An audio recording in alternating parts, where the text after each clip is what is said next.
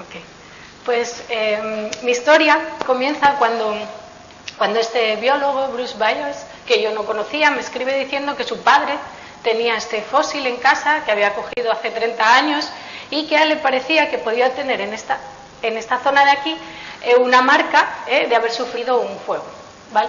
Y entonces él también había contactado con estos otros dos paleontólogos y lo que querían era eso, demostrar que ese árbol había sufrido un fuego. Y a mí me quería para la parte microscópica.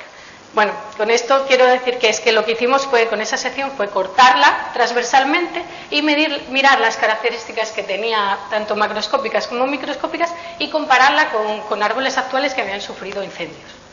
Con ello publicamos un artículo donde evidenciamos el primer fósil que había sufrido y había sobrevivido a un incendio. Este fósil pertenecía a esta zona de Utah, y bueno, seguro que ahora os viene a la mente el Petrified Forest, a muchos porque lo hayan visitado o hayan sabido de él, que se encuentra también en esta área que veis de color gris, que lo que marca es la presencia de muchos árboles petrificados. Estos árboles petrificados pertenecen al Triásico superior.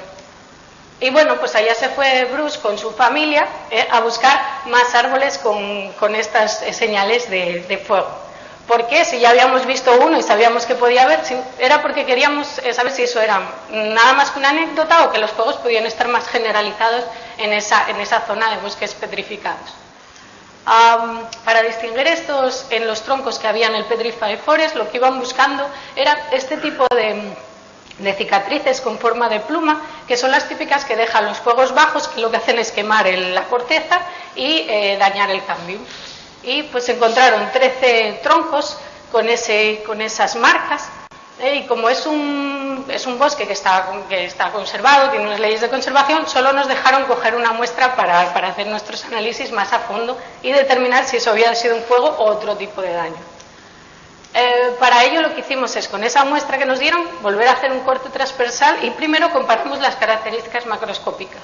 Aquí a la izquierda veis un árbol que ha sufrido un incendio y que tiene, pues, arriba en esta parte superior, esta es la cicatriz, y lo que le hace es como crece un poco más de madera por encima de la cicatriz, que eso es típico de un daño de fuego. Y como veis, pues era un poco parecido a lo que encontrábamos en la muestra. Pero aún así no teníamos evidencias suficientes y teníamos que ir más a la parte microscópica.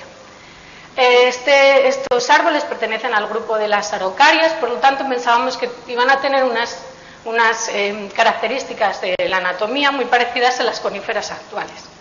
Las coníferas actuales en corte transversal, cuando cortamos un tronco, lo que vemos es estos anillos que se forman, y estos anillos están compuestos por una serie de conductos que se llaman traqueidas, que lo que hacen es crecer cuando crece el árbol y recoger la información de las condiciones ambientales que están produciéndose en ese momento. Es decir, cuando hay una disponibilidad hídrica mayor son más grandes y cuando hay una disponibilidad hídrica, por ejemplo, menor, son más pequeñas.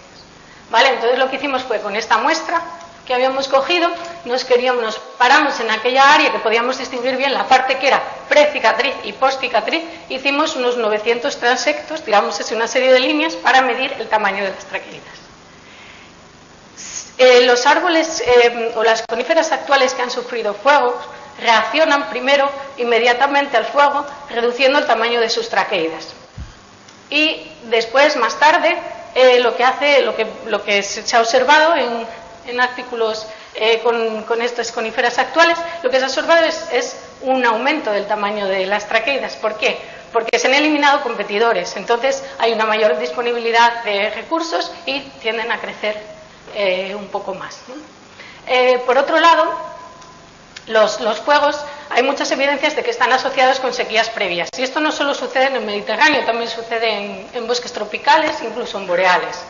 Y entonces, cómo reaccionan a las sequías previas un árbol es disminuyendo el tamaño de sus traqueidas, porque hay menos disponibilidad hídrica y las traqueidas son menores.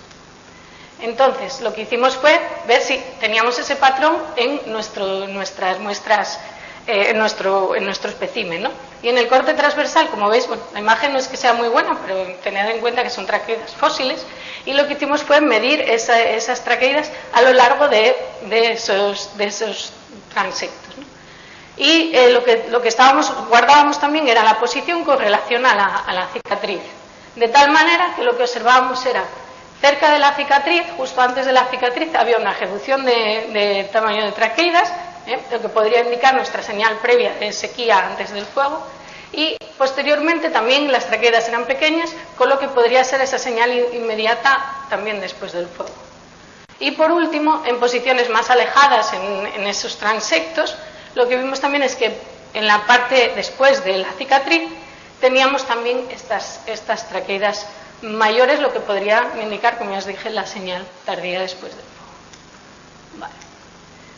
Con todo esto, pues ya tenemos dos fósiles que muestran daños de fuego, y que tienen una ventaja, que es que ya podemos determinar que ha habido fuegos en el pasado, en el Triásico, pero también, como algunos árboles sobrevivieron al fuego, esto da muchas más evidencias de que el fuego podía ser un agente evolutivo importante en este Triásico superior. Y bueno, pues como se sabe, pues podría estar seleccionando rasgos que no los podemos ver en los fósiles, pero que podrían ser como la corteza más gruesa, o tener una poda natural para reducir las ramas de la parte baja. Bueno, esto es todo.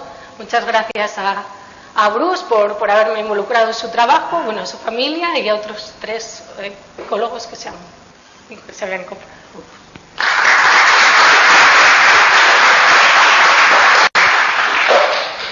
Un par de preguntillas.